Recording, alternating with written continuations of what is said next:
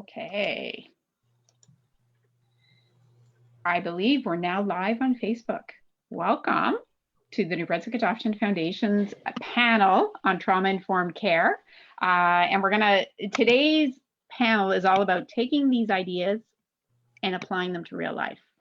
So I want to explain a little bit quickly that for people who aren't in the, watching us every minute of the day, November is Adoption Month. So it's a month where we celebrate adoption, as in, celebrate people who've built their families through adoption, but also, raise awareness about what that means and have an understanding of the journey that kids have taken, as well as the journey once kids are in an adoptive home. And we also celebrate other forms of permanency as well. So what we have done this month is each week is a different theme, and we have a ton of activities happening. Last week was on awareness of adoption, promotion of adoption. This week is on trauma-informed parenting. Next week is on self-care, which ties very closely into this theme, as you'll hear. And then the last month is on diversity of adoption. So this week, what we've done, we had a webinar Tuesday night where we did a lot of the really intense workshop where people would have heard a lot about the different strategies of what does trauma-informed parenting really mean. And we also have a whole bunch of resources on our website, nbadoption.ca, so check that out. Now, what we really felt we needed, though, is it's great to have all these ideas about the philosophy of what you should do and the approach of what you should do and how amazing it is.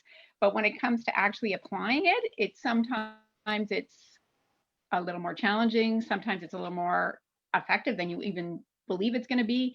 So we thought, let's pull in some people who are actually living it, really believe in this approach, and have applied it to their life. So we thought, who do we know? So we're extremely fortunate at NB Adoption that the majority of our staff are adoptive parents raising kids who've had very difficult journeys. So they live it every day, they understand it every day, and they have kids who they love who've been through this. So that really impacts our programming in general, but certainly when it comes to this topic, these parents really know what it's all about and how to make this, how to try this approach. My name's Suzanne Kingston. I'm the New Brunswick Adoption Foundation Executive Director. And I'm going to just get each of these talented team members to introduce themselves and tell us a little bit about their family. And I'm going to get Kim to start. Hi, so my name's Kim Driscoll, and the makeup of my family is that I'm a military wife of over 28 years now. So we've relocated many times throughout the province and throughout Canada, which kind of gave me a little bit of a background on diversity and the ability to look into what my community's needs were. Lucky enough and fortunate enough to carry a pregnancy all the way through. So I have one biological daughter who turns 23 tomorrow. And during my time raising her, she suffered from separation anxiety, extreme separation anxiety. So when it came to time to adopt, social development looked at that and saw that the experience I had and that I was an advocate for my daughter throughout the school system and with her friends, families, etc., that they felt that I'd be the right fit for a match with, at the time, 5.5-year-old boy. So we adopted Connor 3 years ago as of February 12th, 2021. He is now 9.5 years old. And he came from care, and we were his 10th home by the time he reached 5.5. So we can imagine that there's a lot of trauma in that past, a lot of complexities and changes. He has been diagnosed with a plethora of diagnoses, such as childhood PTSD, through childhood trauma, of course, ADHD. He has obsessive compulsive disorder, and he also suffers from attachment disorder, which is very common amongst adoptive children. And he had both disinhibited and RAD, reactive attachment disorder. So my little boy has come with a lot of love, though, in his heart, and we have a ton of love for him, just as we did for our bio daughter. Our family is now complete. And I definitely believe in trauma approach parenting. So I look forward to the more discussing this throughout the next hour. Patricia. And Catherine, thank you, Kim. So Catherine, how about you tell us about your family? Hi. So my connection to adoption begins with myself. So I was adopted at 4 months old into my family. My grown-up family of my own now consists of my wife and our 2 children.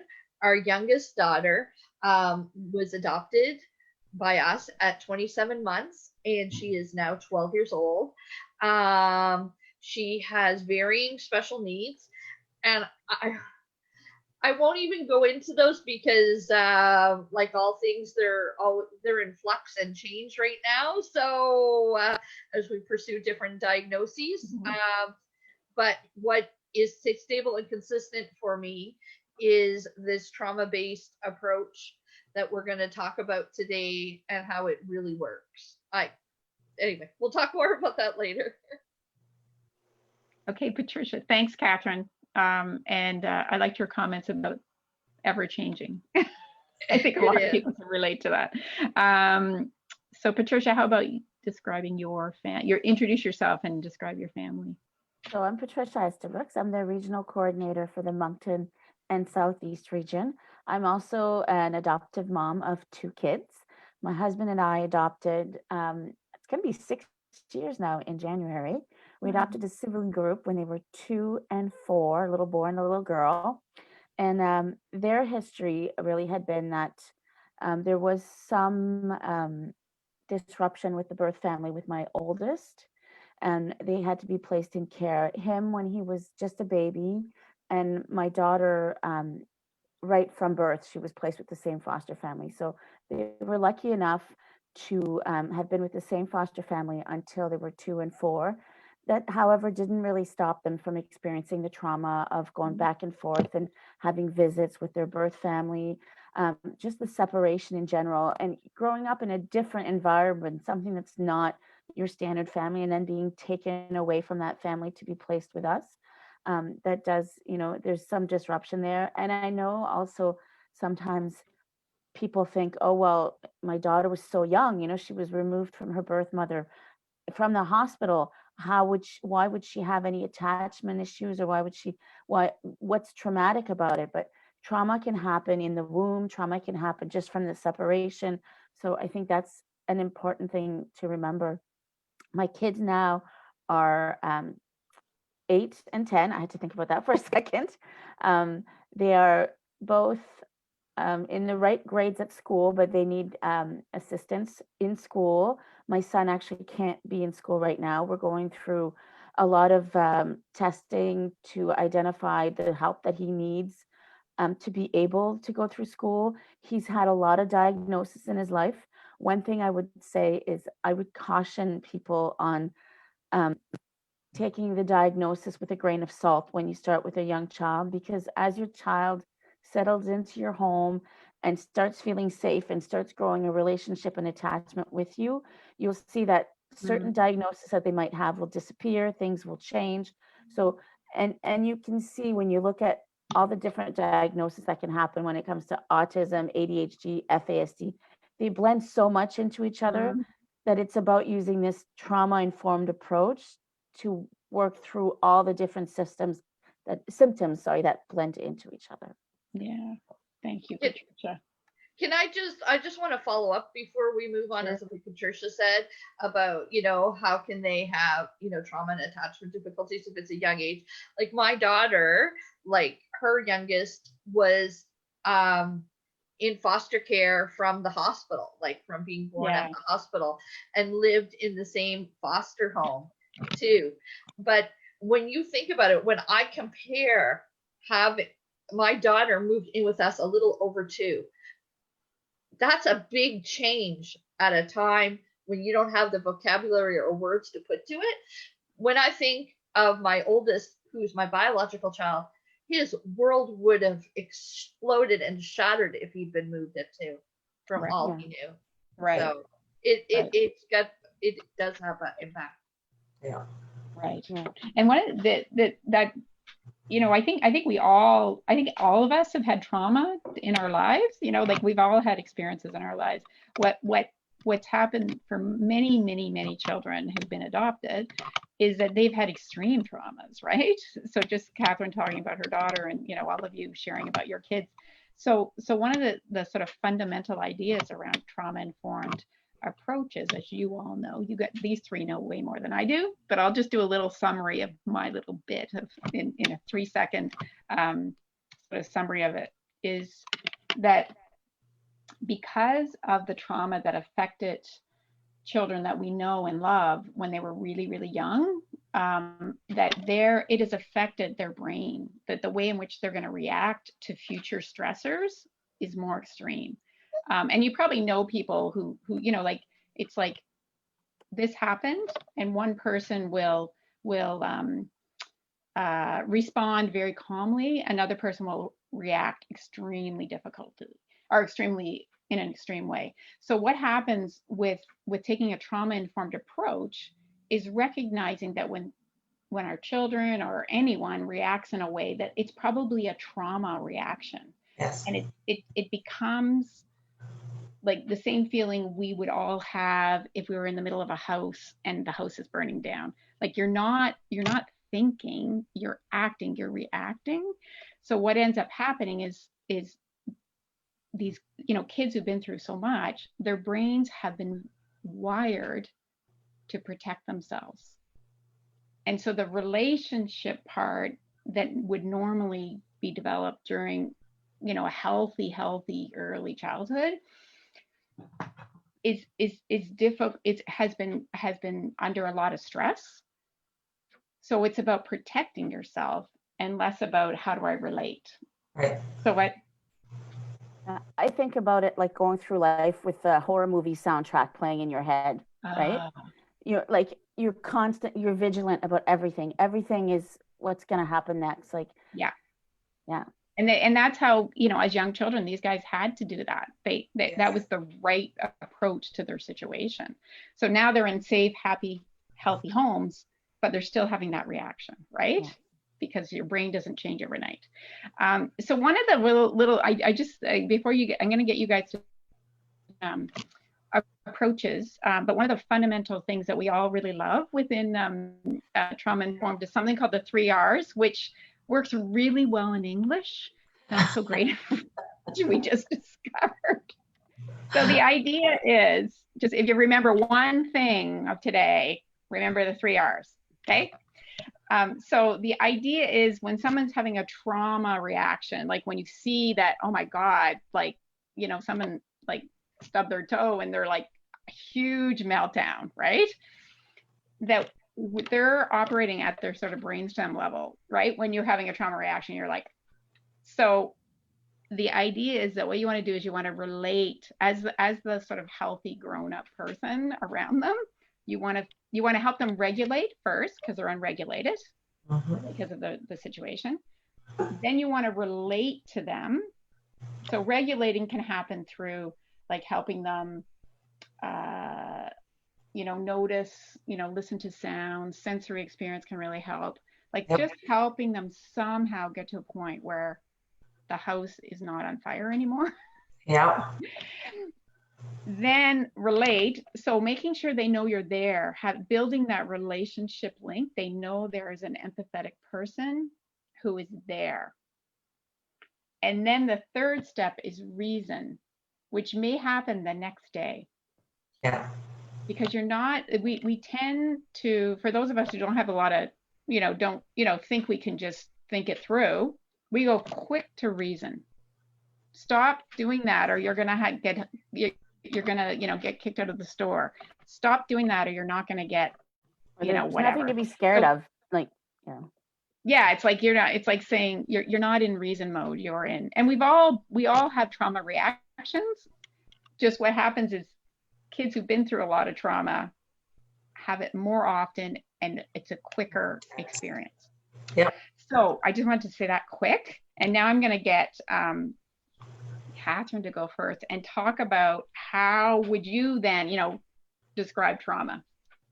Okay. Trauma so So yeah, I just want to pick up and say we use those 3 R's too, and I'll talk about that in a bit. And it's really important for us to use this approach because I had to wrap my head around this idea that I have to meet my child where they are and understand that this behavior, it's not about bugging me, it's not about pushing my buttons. It's something has triggered them so bad that they have gone like into that sort of fight or flight, can't get out of it mode, and they need help. So what they need is help from me, not, a consequence or something, because they can't hear that and that's not going to change it. And you need to build that understanding that may have been missing, like they may not even feel secure. So the first thing we work on is the 3 R's, and we work with the regulate. I do stuff like, deep breathing and keeping that calm voice, which is really hard in the middle of chaos. But something I do too is, for some, like, sometimes adults don't feel safe to my daughter when she's in that state. Like, she can't respond to me. She's so far gone and she's so triggered that she can't respond. So I make a stuffed animal talk. And she has a fantastic imagination. And this connection with the stuffed animal helps her start to deep breathe, start to calm down, start to talk. So when we've got her in that regulated space, then we can relate and relationship build. And I feel like that's the most important part of the 3 R's is building the relationship. Right. Whether there's a crisis or there isn't a crisis, we're always building a relationship. Little touches here and there, words of praise, what you're doing right, what you mean to me. Those are the most important things we can do. Now, we do go to the reason, and like Suzanne said, it may not be until the next day or hours later. And we've done this so much that my daughter can do this on her own almost now, the reason part, now that we regulate and relate. She had a little moment last night, and this morning as she's getting ready for and we hadn't even talked about it, this morning as we're getting ready for the bus, she said, "I'm so sorry about last night. I didn't mean it." Like, wow. If you give them the space, it'll happen. And that's relate and reason. She's relating with you, right? Exactly. Yeah. Cool. Okay, so how would you, Kim, talk about your experience and how like add on to what Catherine said? She had such great information there, and I agree with that all. One of the reasons why I feel trauma approached parenting is the right parenting way and skills for our children is because I know that with my son, he already comes with such self-loathing and self-questioning. He doesn't love himself because he feels that, we're his 10th family and why did no one keep him and love him? So when you do consequences, it just makes him, quote, hate himself more. Right. And that's what he tells me.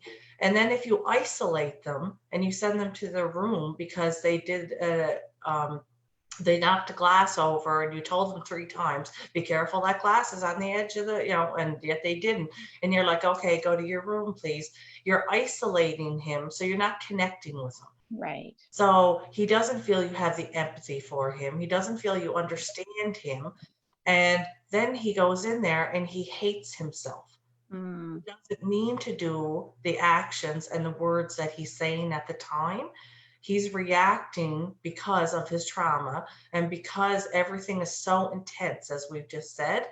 So he can walk by me, and if I brush my arm up against him and he throws himself on the floor, then he is looking to say, do you love me? Like, why do you do that to me? And I look at him and I say, are you okay? I don't say, oh, I didn't touch you hard, or why are you doing that, Connor? I've learned the difference.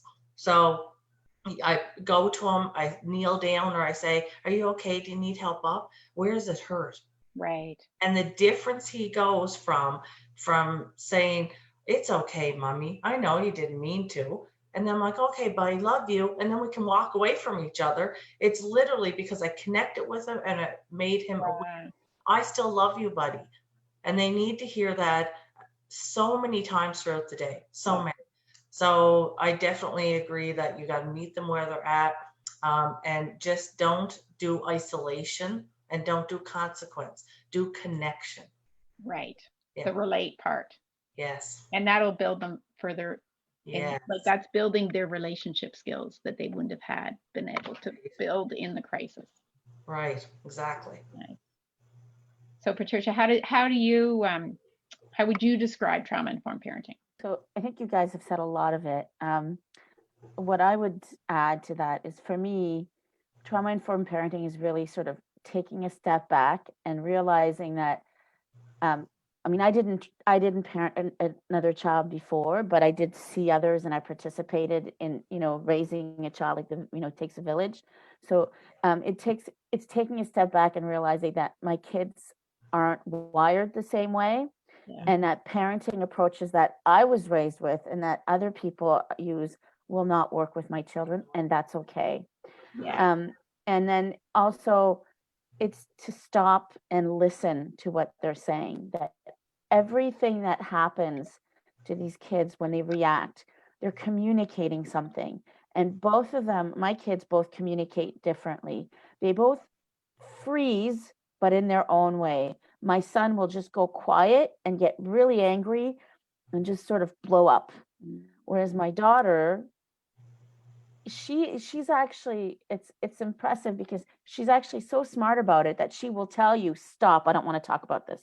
She actually verbalized it. Right. But I have to learn to listen. That's the trauma informed part, right? We're so used to going, "No, you're in trouble for this, you need to talk about this now."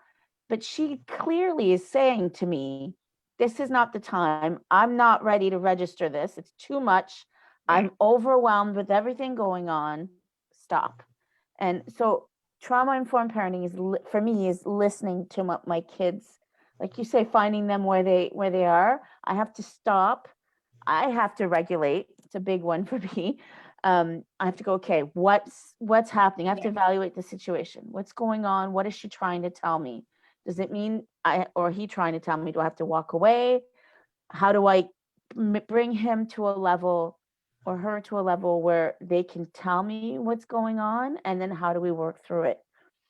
Another big part for me is to realize, and I'm sure you ladies have realized this also, that the meltdown or the reaction often has absolutely nothing to do with what happened. Wow. Yes. Nothing. Like, you get into an argument because they're supposed to do their homework and they don't want to do their homework. And the next day you find out that the reaction was because there was a rock in his shoe. Like, Right. it has nothing to do with it, right? It's completely disconnected. So that's why the whole reasoning part needs to happen so much later, because as parents, we want to tie back into what we think is the trigger. Yeah. But so very often, that's not the trigger at all. So we have to let them work through and then share with us what the reason is. And as you were saying, Catherine, I find more and more now that we follow these steps with the kids, and I have to say we follow them when we are regulated, because I'm learning to do this. They will come back around at the end and say, "Oh, this is what was going on, and I'm sorry," and like on their own. They Yeah. will come back and close the loop, and then you can talk it over.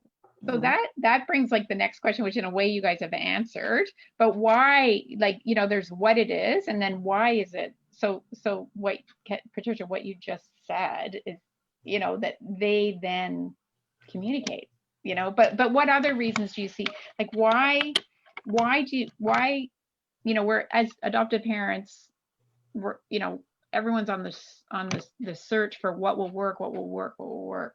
And why does this approach, why do you like it? Why do you believe in it? Why do you? For me, I think I can tell when my kids are in that state that they're not feeling safe. and they're not feeling happy. And of all the other things we've tried, it's the one approach where they feel like they're being heard, and that you're building the trust. I think you build trust with them. They start to trust you. And when I see other people do those same things, I see the trust being built as well, right? I think it's a way to make them feel safe. I always think that when, like, why are they not feeling safe right now? They're on alert, like we were saying earlier. Yeah. Yeah. So what would you add for that, Kim, around why do you use this approach, and why do you like it? Like, what is it about this approach other than, what you've already said? I think the main reason is because he feels more loved. And with my son, everything is about, do you love me? Am I a good boy? Because we even had to use a good boy jar. He would ask at least 20 times a day, do you love me? Am I a good boy? Am I a good boy, Mom? So we used to get gems, and he'd pick them out, and I'd say, you're a good boy. And he'd go drop the gem and listen to the sound. The approach with trauma-informed parenting truly makes him feel loved on the inside, because once we're going through and he's regulated, and of course I'm staying regulated, he literally lights up. He has a smile. He gives me physical affection through hugs and kisses. And then he says, I love you, Mommy. You can tell that you're really connected with him, and everything was okay. It's not the end of the world, let's say, if the glass fell off the counter, because to me it wasn't, but to him it was. Right. I didn't react. I just would have went and picked it up, but he reacted because, again, that startle, the sound, the thought of being in trouble, from his past. So definitely it's about him feeling loved, not rejection, not isolation, and not constant consequences, because they make a lot of decisions that are impulsive and that aren't age appropriate, because he emotionally is not 9.5 years old. He's not his chronological age. So we can't use, quote, regular parenting skills that I grew up on to consequence. So definitely he feels more loved, and we connect more. Wow. Yeah. That's amazing. So Catherine, why do you use it? So I came to it as a process of trial and error. Like, with our daughter, we've dealt with aggression, which none of us had any personal experience with. It's actually one of the things, on your questionnaire that what behavior could you absolutely not deal with? It's funny.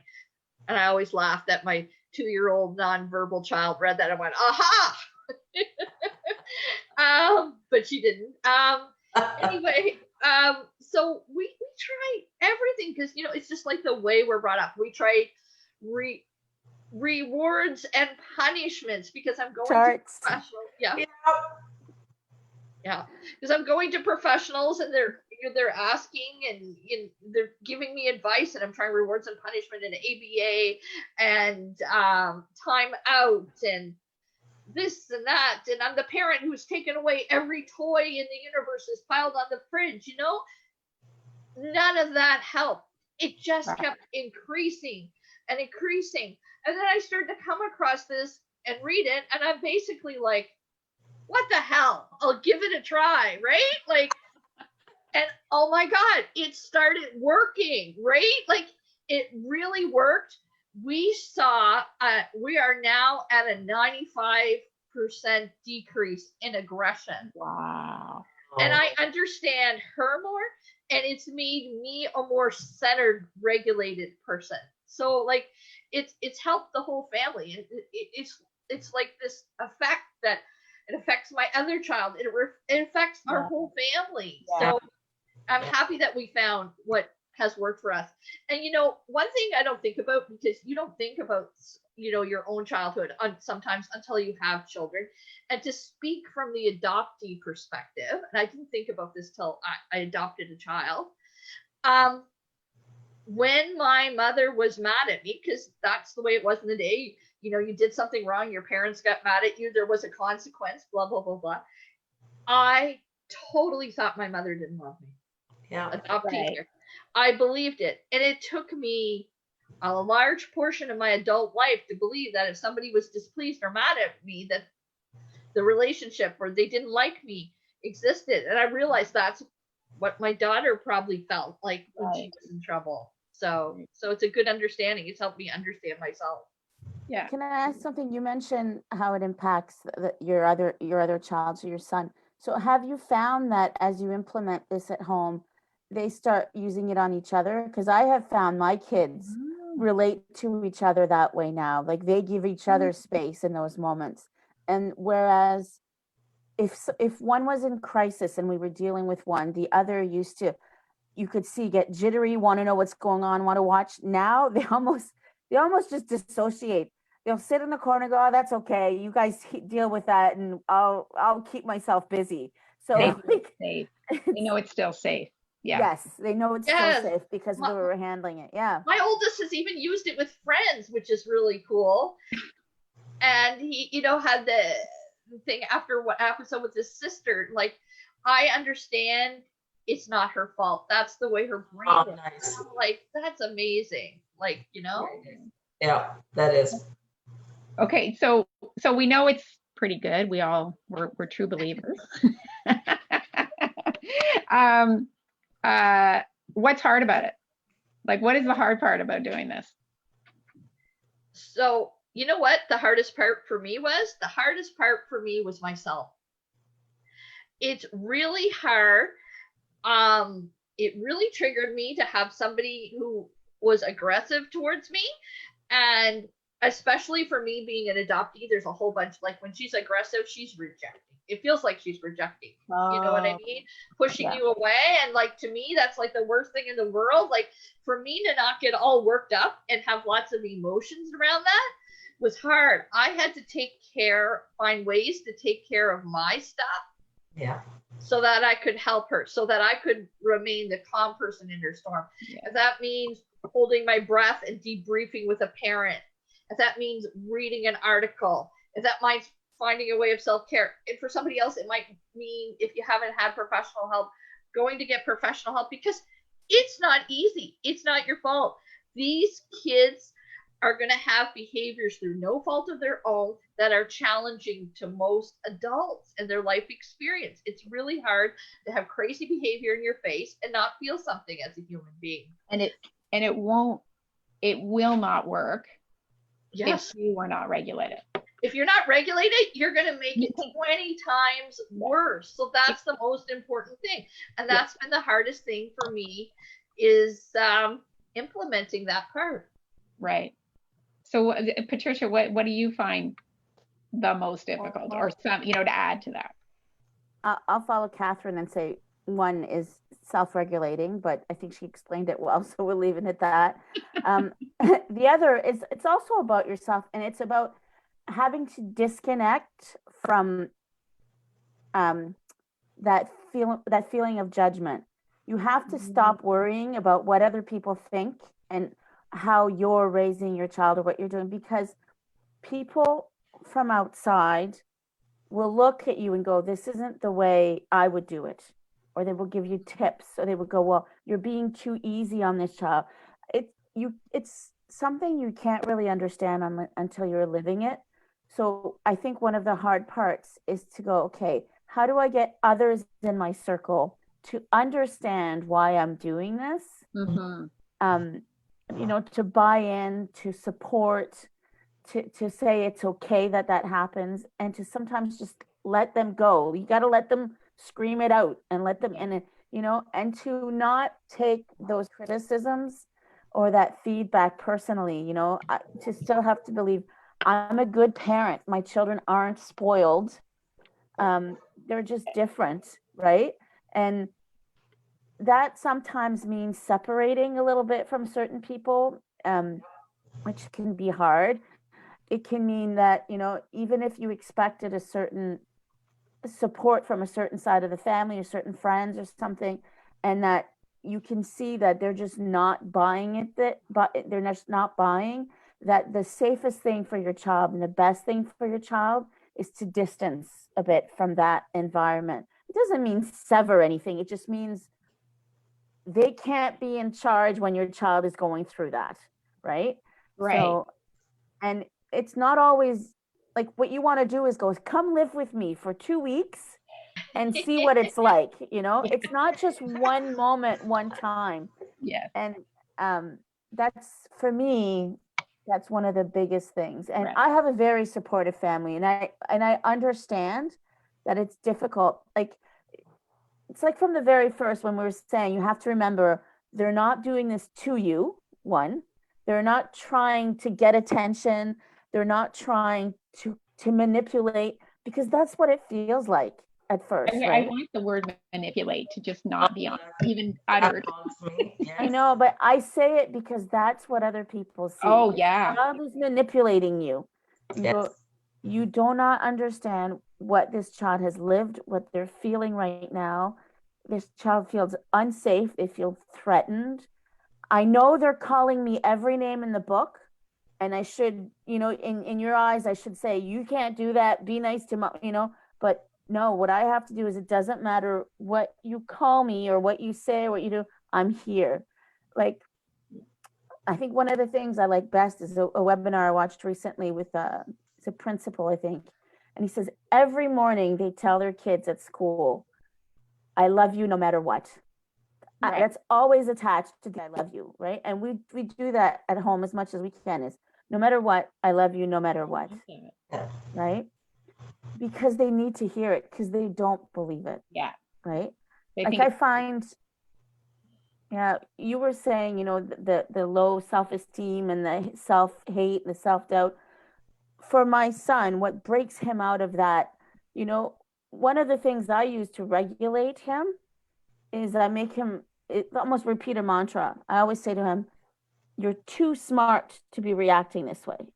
You're too loved to think you deserve this. You're too, like, and then at first he'll look at me, and then he says, and he's realizing I'm saying positive things Right. about who he is, but I'm highlighting that the behavior or what's happening is, it's not the best for him right now, but that he deserves better, that he's worth more. you're giving him a capable message. You're like, Yeah, he can. exactly. So at first he's like, oh, like he's trust, and then when he says, I'm too smart to do this, and then he's like, you know what? That's true. I'm too, So yeah, I think I lost my train of thought there. But No, that's okay. And building on their strengths, because some kids he knows he's smart. He's a kid that is clearly smart. That's the one. So finding that thing that they know they believe about themselves. Yeah. Like whatever it is, right? You're too whatever to, yeah.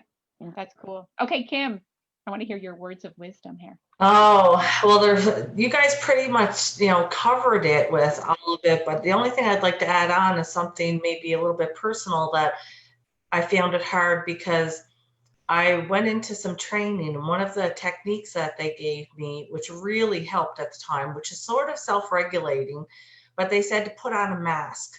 So like when your child is, in the throes of extreme responses, acting out, you put that mask on, because you don't want them to see your angry face, your disappointed face. They're just going to see that and act out even more, because they don't feel loved, right? And they don't like what they're doing. So I put that mask on, and I found it pretty easy, like once it was described to me. So just the same example of, I brushed his arm and he flings across the floor and he's screaming saying I hurt him. And I used to be like, Connor, mommy didn't do that. Why would you say that? I used to question it, try and reason with him at the time. Absolutely wrong way, right? Once I put that mask on and related to him, but I literally was like, are you okay? I got so used to doing it that I wore the mask all the time. It's hard to take it off. Right. That was a big challenge for me. That was your trauma response. Yeah. I literally got so accustomed to it that I noticed that there'd be times that he would be crying on the floor, and I would be saying like a robot, I'd be walking over him. Are you okay, Connor? Do you want to get up now? Do you need mommy? Yeah. And I was like so used to it. So I literally put myself into counseling. It was only a year and a half ago, and I felt numb to things instead. So I could regulate easy, way too easy though. So I didn't want to disconnect from my son. It was a coping mechanism my own heart and brain went through, because as we know, if you were an adult in a relationship, when you are screamed at and hit and, told how much they hate you and you're dumb, you would leave the unhealthy relationship. These are our children. We're not leaving them. We're going to get through it with them. So you need that self-care. And mine was through counseling. And it was at one-on-one, that sounding board to help me out. And then I came back to it and I felt again, even though I still regulated, I felt the empathy for them. Right. So that was my biggest challenge. And kids, because of the scary situations they've been in their lives, they can read through you. You can't, like faking it doesn't work with, like, they know.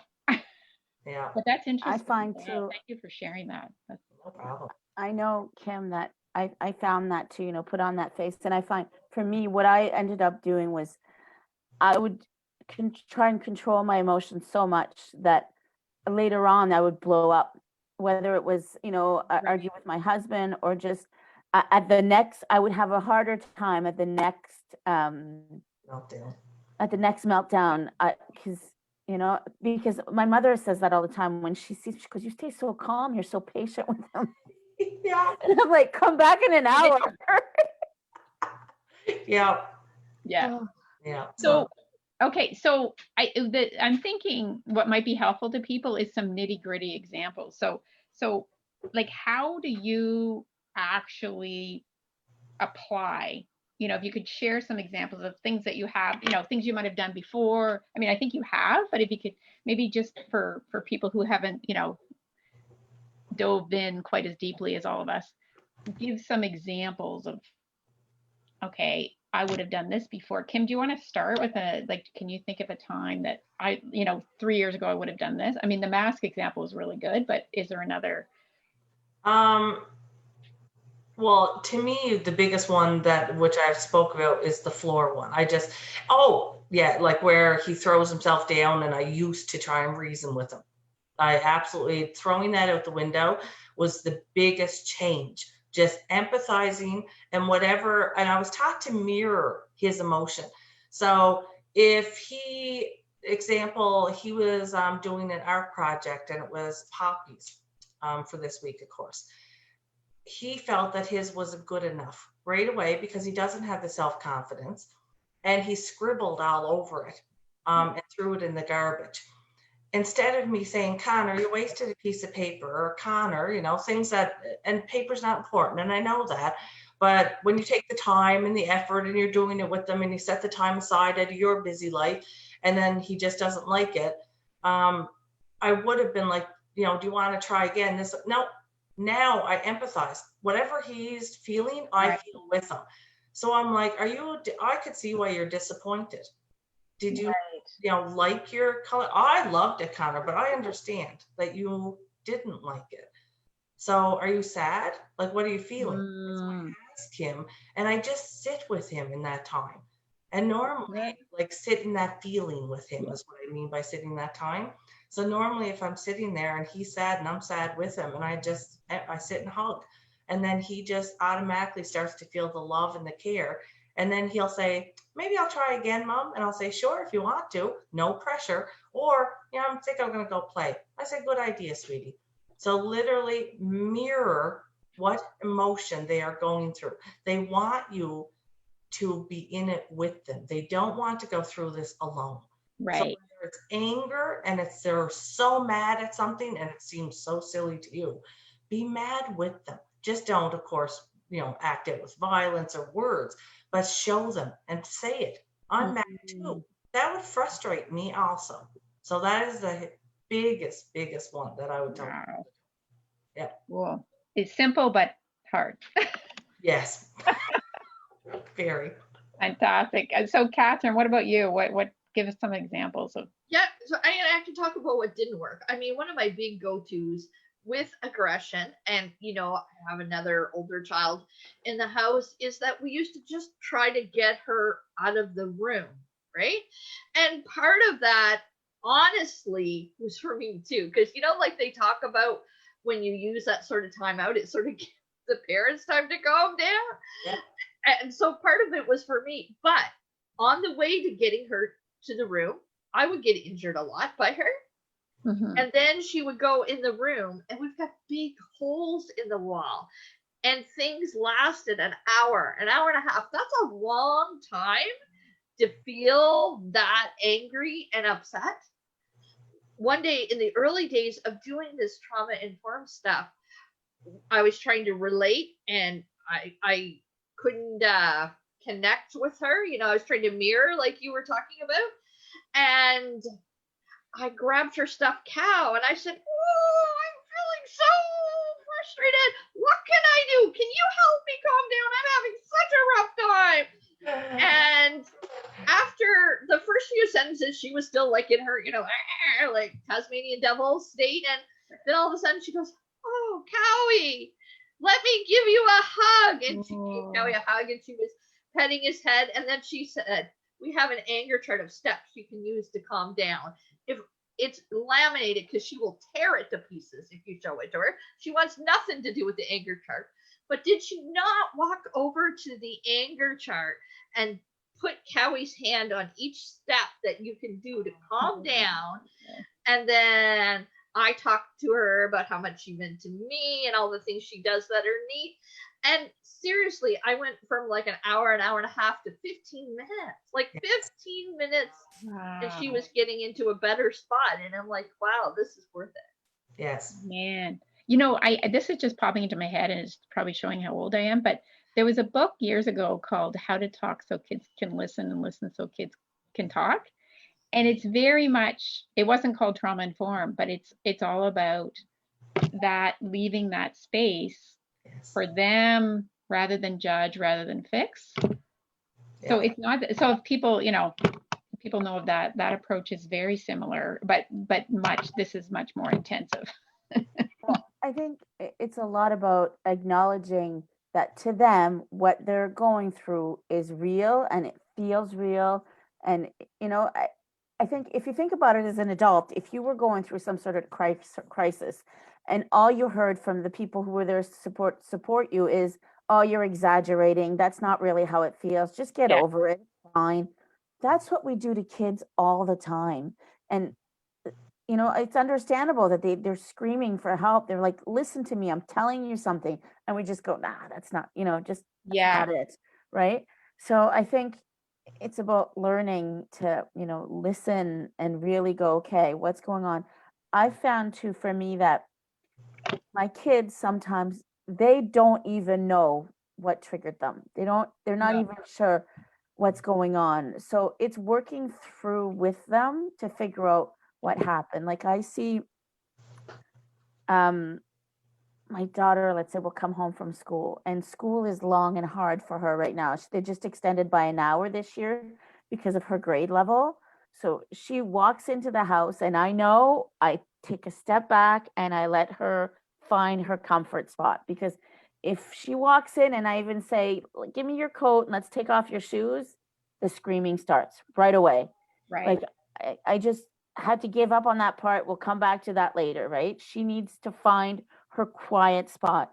Her sensory like bar is over the top and she needs a minute. So I've had to learn that, okay, I need to let her find her spot. And even at that, sometimes she doesn't know what it is that's getting over the top. So she will come home and she'll be like taking off her jacket. And she goes, "Mom, can I take off my pants?" Always she wants to take off her pants. So I'm like, "You go right ahead." Like she's trying to find what will make her comfortable. Yeah.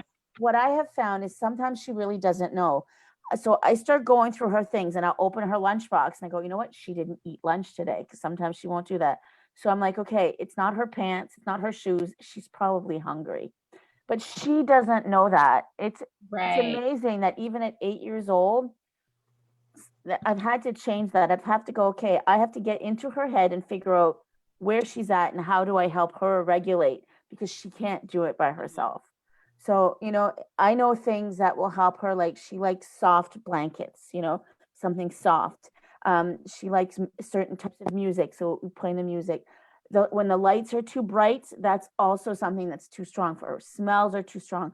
She likes eating cold foods, calm her down. So all those things, little by little, I will try and go, okay, well, let's do this, let's do that. And you can see her sort of come to, you know, and then she's either at that point able to figure out on her own what it is that's pushing her button, or we found it before she gets there and like whew, she's in a better place, right? That's right. So I think that's the whole regulating thing. I think it's important. They can't do it on their own. We have to help them, and it's a journey to get there, right? Yeah, I think I may be extrapolating a bit here, but I think that for people for people who got their needs met appropriately when they were babies, they learn to regulate through their being held and responded to, and so their ability to regulate themselves is much stronger. Where for so many of these kids, even if they had like a fantastic foster parent and then just one move, right? They aren't being raised by the person they were part of their body as prenatally. Then they're in a foster home, then they're in an adoptive home. Even in the best of situations, that's going to impact their ability to regulate. Well, and I find they're so hyper aware of their environment, right? They're so worried about what's happening around them that they're not paying attention to themselves. I don't know if your kids are the same, but my children will sit there and, I can see they're uncomfortable. And then they'll say, oh, my tummy hurts. And then I have to go, well, maybe do you have to go to the washroom? And I go, maybe that's it. So they can't even read that. Yeah. Right? Or my lips are dry. And I'm like, are you thirsty? Oh, yeah. Like they really are disconnected from their own feelings. So, yeah, from their body. It's amazing. Yeah. And when those traumatic things happen to them, if you're one of the neat things that happened in our webinar the other night was an example of, one thing happening when you're 2 months old, same thing happening when you're a teenager. Like if you're in a loud room with people yelling at each other, if you were 12, that's not fun. But if you're 2 months old, that how you process that is very different, right? Yeah.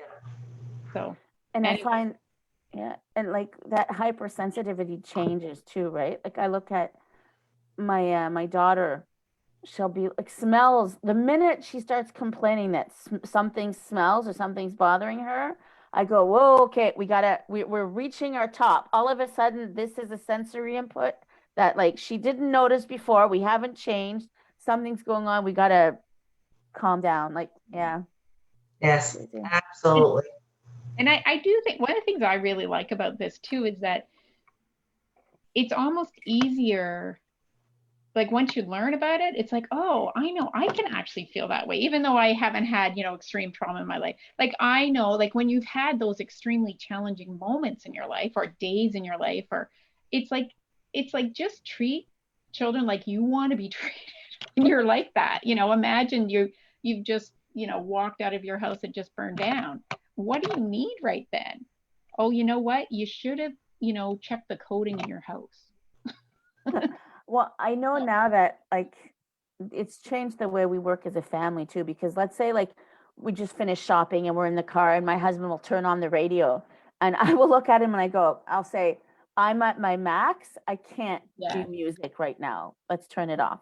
And now it makes more sense to him and go, okay, we'll just be quiet for a few minutes. And even the kids will be like, okay, and then, all right, now we can, I've heard it. We had a workshop a while ago with a parent, a professional, but parent, and she talked about the teacup and how, the amount of tea in your cup, like most of us are like halfway full, where for kids that have had a lot of stressors in their life, it's like the tea is right at that edge. Yeah, and they're balancing it the whole time. Yeah. And then at our workshop the other night, we had a similar water, like as one thing over another.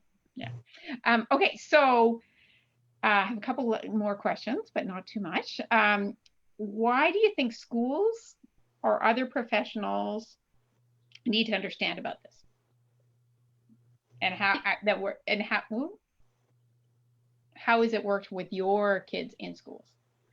It's so important because you need to be on the same page as the people that work with these children and the people who are with your kids all day. If you're not doing the same thing, it's gonna cause problems. Now, I'm really lucky. Our speech therapist has really I feel like she has not only wanted to learn about it from us, but she's added to it. And she's like, here's some visual aids I can provide along this, along this same tree. So she just comes along. I tell her what we're doing, and she makes it even better and helps me share it with other people, which is really neat. And it's a process. Not every school is going to be, know about this. Some are, and it's slowly coming into the school system. But I feel like it's important for us. We don't want to have a setback on aggression. So for me, my daughter has a behavior plan at school, and we've all been working. I told them why certain things didn't work for us, and they asked me what would work and why. So we've been having an ongoing conversation back and forth. They want to be on the same page because they see that it's working. And they've asked me for like more materials on this, which has been encouraging. But just even in the way you go in, my daughter had a big crisis this year, and much longer than she has had at home, and they don't have the same experience with it that I have, but they're willing to learn. And I came in and I had a calm voice and I was relaxed, and I listened to what everybody said as they walked me down the millions of hallways to get to her. And I brought her stuffed animal Chase with me, and Chase poked his head in and talked to her. But now the school has got Paw Patrol stuffed animals they brought in. They're like, we loved what you did, because she was, after 40 minutes of having a meltdown, in 5 minutes, she was up and better and cleaning up and saying she was sorry on the way out. So they want to, they're like, just even being a role model and leading as an example has helped. Yeah. Yeah. Because sometimes it's the school's got it and they're going to help you. And it sounds like in your case, there was an openness there, but your approach with your daughter influenced them. Yeah. And then as you, so it became very collaborative. Yes. And I think I've learned from trial and error, because, I have a background in education. So I have like a master's in education.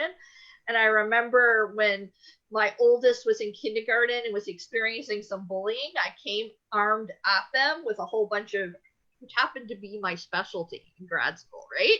So I came with all these articles and information about what they should do. And they were like, like they felt a little intimidated. Oh, okay. Yeah, it was too much. So I found like it was really helpful to say, this is what works, but not only this is what works, but to put it into action so people could actually see it. Right. Having the opportunity to put it into action was really, like that meltdown was like one of the best things that can happen, because it gave them the opportunity to see, wow, this stuff works. Yeah. It's not just her thinking she knows more than us, even though she doesn't work in a classroom every day. You know what I mean? It's them seeing it work. So Patricia and Kim, do you guys want to add to, like, why do you think it's so important that schools get this, or other professionals get it, or how do you get support from those people, basically? How do you engage them in the plan? I think it's really important, because the school system right now is so ingrained in behavior and consequence. It's right. So set in stone. People have done it for so many, and our kids are the minority in that system, right? So that's the first goal. Let's put a plan together. And if he does this, or if she does this, this is what will happen. And, like I remember once my son had a total meltdown and he was breaking things and so on at school. And they called me in the next day. I went in that day to get him, but the next day they called me in again to the vice principal's office, and they had made a contract with him. They had him write down and explain that, you don't have to, you're not responsible for the things you break, but we want you to understand what it means that all these things were broken. You have to sign that you understand how that this isn't right and blah, blah, and that you'll never do this again. And I was like, I'm sure for some kids this works, and that's the way the district wants you to do things. But my son has no even inkling of an idea what happened yesterday. He signed this letter because you told him to, and there's no connection for him between those two things. So it's not going to work, right? Right. And they were trying to help. They were trying to provide structure. And I think what happens is they're sort of bound by what the district also allows them to do and the guidelines they have to follow. for me, that's the difficult things, to go in and go, this is what works best for my child. And they'll come up with a plan and they go, okay, but here we can do up to this part and then we have to follow standard guidelines. So I think the important thing, the work that we have to do is to educate the professionals, the district, the school about, you know, we need to be more specific with Yeah. what works with each individual child. And Pardon? sorry to I don't mean to interrupt, but just to say, you know, that idea that my child's in the minority, and you know, there's only, it's a special needs situation or whatever. The reality is that this approach works with everybody. I mean, it works with kids who have trauma. It works with kids at FASD. It works with kids. Yes. It works with kids who've had very minor traumas. And it works with all of us. Like, I think if we all, as human beings, treat each other this way, and children and parents, it's fundamental to respect. So I do think, you know, it's hard to advocate, but I think part of our communication with others is it's about respect and understanding hurt, right? And I think too, in this day and age right now with COVID, tell me one child that isn't traumatized by being pulled out of school. You know, like people were asking last year, you know, why are my children acting like this? What's going on after school? But you have to tell them, you have to think, one day in March, we said to these kids, we're going to come home now. And then all of a sudden they never saw their friends for months. How is that not, like, that's traumatic, right? So, and they had parents who were traumatized too. Yeah. And you know, you said those behavior contracts will work for some kids. I don't think they do for any kid. That's why I think like these trauma-based things, they'll be the most helpful for kids like ours who are adopted, but they're not going to work for any. You know, my oldest is not adopted, and I can remember in 7th grade he had a behavior contract, and they wanted him to just have something small to be responsible for, and it was have your pencil out and your paper ready at the beginning of class. Well, a kid had hit him 3 times, and each time he went to somebody and they're like, we'll deal with it later. Yeah. He couldn't get his pen and paper out for the test. He got in trouble because he didn't follow it. You can't always follow though, you know? No, I know. I think too, like, I have to add that my school has worked amazing things with my kids. They go out of their way to make accommodations to work for them. And I think, you know, they want to learn all that. So when I talk about the district, I just think that approach needs to go to a higher level. We need to be more aware that that's a need. But I do think things like, why is it important for the kids? Like, I need my kids to feel safe. One of the things that I found is my daughter, this is the 3rd year where she's had the same aid. And that has been an unbelievable gain for her.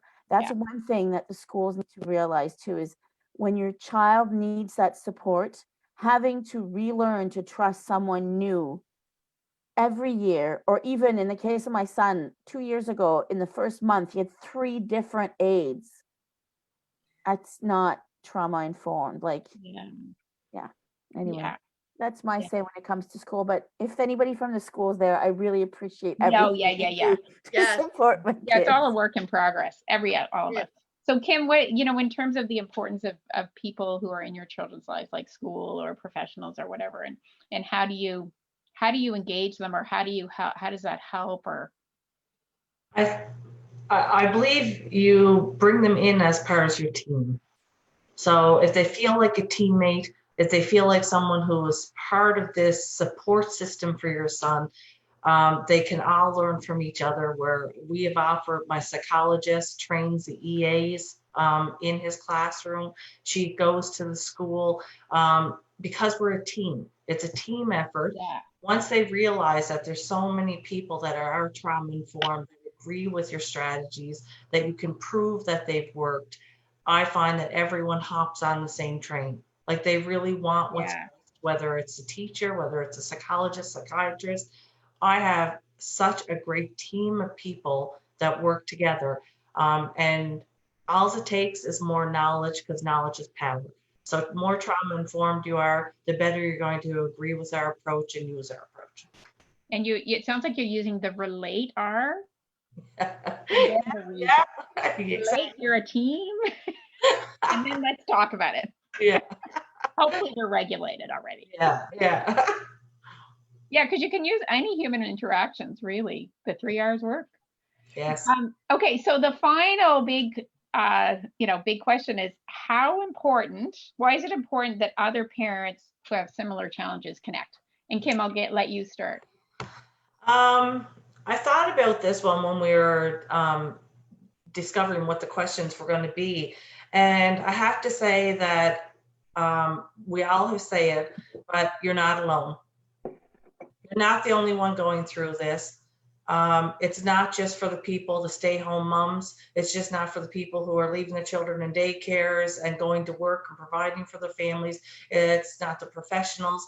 I mean, we work with adoptive, pre and post-adoptive families. We're adoptive parents, and we are going through this. We don't have all the answers to, so please don't feel alone. And then I thought, you need to gather a support system together.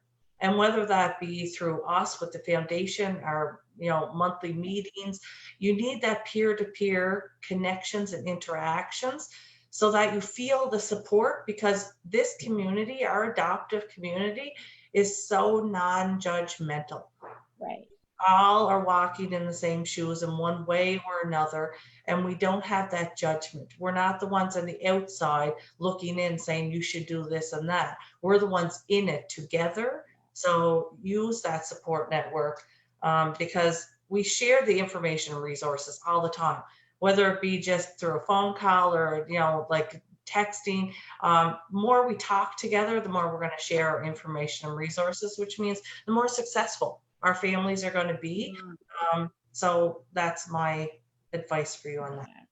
Nice. So, Patricia, why do you think it's so important? Do you want to add to that? I think Kim said most of it really, and it's that I think it's easy to forget that you're not in this, but sorry, how I word this. It's easy to think you're in this on your own. Who else is going to understand this? Yes. No one else must be living through this, but that's not the truth, right? I try and tell people that I talk to that all the time is you can share anything within this peer group that we have. Someone has lived something, if it's not similar, identical, really. And it's so important to share with others and to feel like I'm not crazy. I'm not the only one. Someone else can relate the story. This worked for this child, or this didn't work for this child. And it's okay to share ideas and work, but that you need that. I think there's different ways to connect with people. It's not, not everyone's ready to have that one-on-one conversation. If you're feeling particularly vulnerable, sometimes it's more about following a thread or a chat or going to an online forum or things like that and just reading what others have. But we have those tools. We can recommend sites that you can go see. Or if you're more of a one-on-one person, we can have a chat with one of us.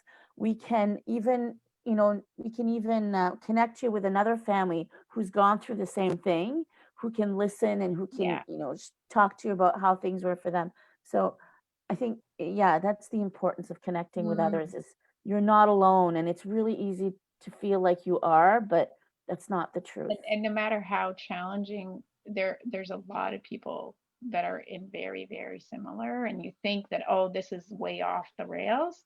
Yes, and it's not. These kids have been through a lot, and of course they're going to act out. They're going to have behaviors that are going to be very, very challenging that most people won't relate to, but the adoption community and the foster care community totally gets. I think that's what I want to add to, like, that community where you talk about that. So we're used to going to our family, our friends that we connected with before we came into this adoption community. And although they may want to be supportive and there is some support there, I think you have to realize that you have to expand that to people who have actually lived it, right? Don't feel that because you're not getting the support you're looking for from your best friend or your sister or whatever, it's not their fault, and it's not, they just don't know. You just have to go find it somewhere else. Someone out there will understand and hear you. And a big thing is, don't hesitate to bring those people into that world with you. I Oh, found in my journey, inviting my, my in-laws or my parents to be part of conferences and these panels or trainings. Again, you can't know what it's like unless you've lived through it, or you can't open your eyes until you've heard from others. So if you want to rely on those family members, but you think they don't get it, bring them in. You're welcome to bring them with you into the discussion. send this video in private message Yeah. to all the people you love.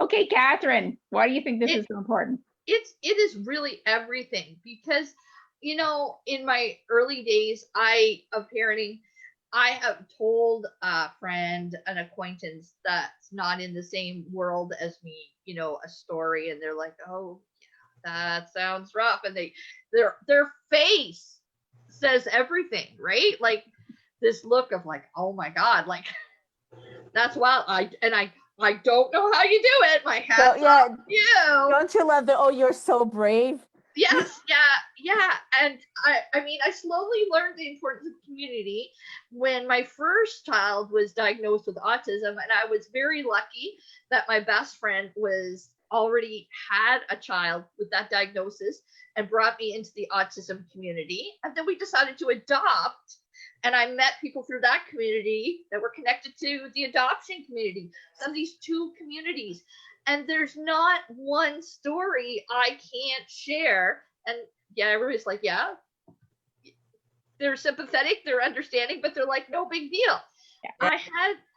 I've had more than one parent say to me, I couldn't tell anybody else this other than another adoptive parent. They just wouldn't understand. And I feel the same. It makes you feel like you're not alone, like you're not a failure, like it's not something you did, I know that myself, I had my challenges when I was older, and my mother felt like she did something wrong. Nobody else was living this. I thought, what a difference a community would have made for her, and I feel blessed that I have one. Yeah. Thank you. And I want to say, like, what I feel that the kind of support that happens within the adoption community is, what Kim was saying about non-judgmental, and certainly non-judgmental for you as a parent, because they know that, it's a very humbling experience to parent, and it's an extremely humbling experience to humble a child who's been traumatized. Like it's very humbling. We know we get to points that are very difficult. The other thing that I think is really important is you're around other parents who aren't going to judge your child. Yes. Like no matter what your child's doing, if anything, they're going to think, oh, I can see why that child might have taken off or might have done something really awful, or, it's like there's a level of compassion for children that is so beautiful. That is a big part of the adoption foster care community. So it's a place where where when you talk about your child, honestly, people will respect your child and care about your child. So I know for me, having people love my kids is really important and care about my kids. So it's a place where you can safely talk about your kids with people who understand. I agree. Yeah. Patricia says we have some questions. Oh, okay. Can everyone, I can't. Do you want me to read them? Yeah, that'd be great. Yeah, so we have a question here from Alphonsus. How do you go about supporting youth who are older, 17-ish, and start to regress in behaviors in regards to attachment? For example, the feeling of needing to be cuddled or laying down at bed every night with their mom, or needing to touch their parents at all times when they're around them. Do it. I can touch on that just briefly if you want me to, because I've learned Connor likes to do baby talk. We've learned that it's because, he didn't get his needs met. He vocalizes, I wish I was a baby again. I don't remember being a baby mom, things like this. So we've set that time aside, and he actually asked for it last week. We meet his needs. The bottom line is you want to meet those needs. If they need that, do that. It doesn't matter if they're 17. If your child, if my daughter's 23 right now and she needs cuddles at night, I'm going to give them to her. And she didn't come from trauma. But Connor will say, Mom, can I have baby talk at 7 again? And he hasn't had to use that for the past couple of months. And at 7 o'clock, we do. When I say, okay, bud, it's 7 o'clock, and he immediately goes into that baby phase. It's a need of his. So I meet it. And normally it only takes a few nights of it or a couple of weeks of it. And then he starts to forget, or he's like, well, Mom, I just want to play right now. So my advice to you would be that forget their age. It's what they need in their heart. It's what they are asking for. And if they can vocalize that and tell you that, try and just meet their needs. I would add to say that, it's when you see a teen like that, it's make sure they know it's non-judgmental, because they will feel like, they might, at that age, they might feel a little guilty or ashamed about asking for that. Make it okay. Yes. Open that door, right? So if you see that that's where they're going, but they're not verbalizing it, you can invite them in and they can choose to go or not. So, yeah. And you can find, if you're uncomfortable and like with your 17-year-old laying down with you, that's going to be each person's comfort level. You can find socially acceptable ways that work for you, like cuddling on the couch when you're watching a movie, squeezing their hand during the scary part. I know that my parents were very open in their affection, which really helped some of the stuff that I dealt with. But it wasn't unusual when I was in my 20s to see me out at the mall with my dad, and he's in his 60s, and we're holding hands. I don't know if some people thought something different, but it was just the way we are. We take each other's hands, and I felt good about that. well, So sometimes make it's them just feel let me, good and comfortable and normal. yeah, sometimes it's just let me do your hair, or let me do your nails, or Yes. Yeah. We have another question. I'll just and from Tara. And when you do not have honest communication with the school team, step back and access is the ability to meet my child's needs is possible or not. If not, move them homeschool. I think she's responding to the challenge of that. Yeah. Move them homeschool. So the child's needs sometimes get so lost in policy, egos, and hierarchy. And when you do not have honest communication, I see replaying. And you know what? I'd like to say, because I have never homeschooled my youngest, who's adopted, but I have twice homeschooled my eldest. The school system he has unique needs, and I won't go into them because he's older, but it just wasn't set up in a way that worked for him. So I did what was best for him. Regardless of policy and who's doing what, you've just got to do what's best for your child. And if sometimes that's homeschooling, good. If sometimes you've got a great team that's going to work for you, good. But the paramount for me is always, what way is my child going to thrive? Yeah, Right. I think that's true. Like, listen to your child. If it means half days, if it means going once a week, if it means you have to, I think, yes, education's important. I'm not going to say it's not, but it's not primary right now. You want, especially at the beginning of an adoption, or, if your child's going through a traumatic time in their life, just get them through that. They'll catch up on their learning, and school's not the end all and be all, right? Get them through the year socially, get them learning how to be in a classroom setting and all that. They'll catch up with learning. It'll come. That's not and I think too, one thing I think I would add to that too is that,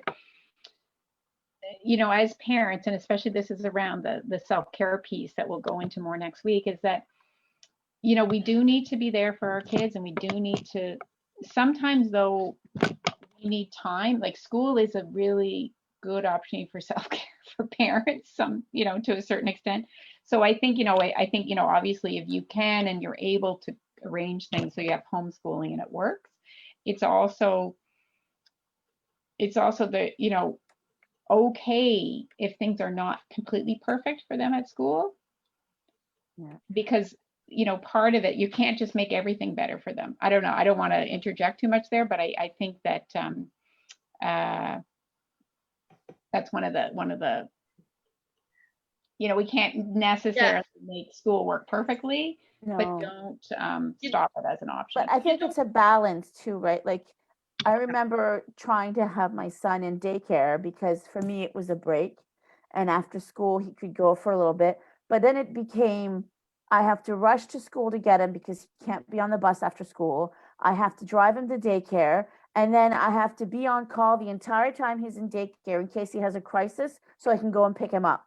Yes. So that stress became more than just having him home. Right. Yep. Do you know what I mean? So Yeah. that's a balance. Yeah. I think and it really, like, that's really going to depend on the child. Having my daughter in school and after school care makes her happy, and it's a break for me to get my things together and plan and get my work done. But when I pulled my son in second grade and homeschooled him, that was a break, because I didn't have a million calls. I didn't have a kid that was like trying to push a cat through a cage every morning to get through the door. Not only did that year help him reset to go back, it helped lower my stress level. And it's the same thing. Every child's different. I have two. One goes to school, one doesn't. That's just what works for them. Yeah. But that's also what works for our home, right? So yeah.